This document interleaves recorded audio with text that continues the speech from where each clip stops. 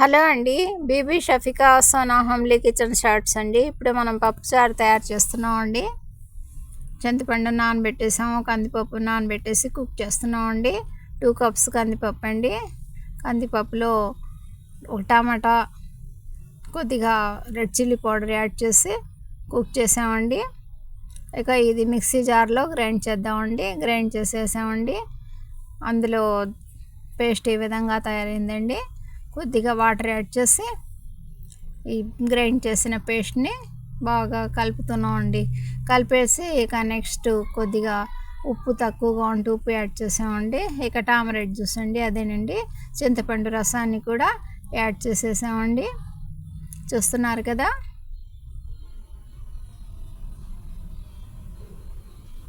Next కొన్ని curry leaves, పెద్దలపాయను లావుగా cut చేసి అందులో యాడ్ చేసామండి.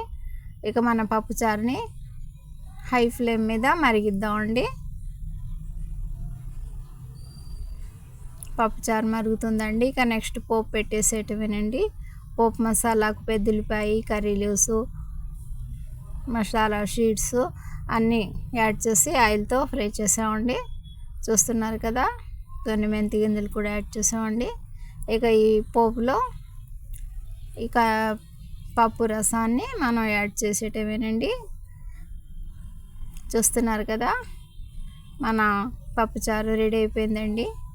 మా ఈ చిన్ని వీడియోని లైక్ చేయండి, షేర్ చేయండి.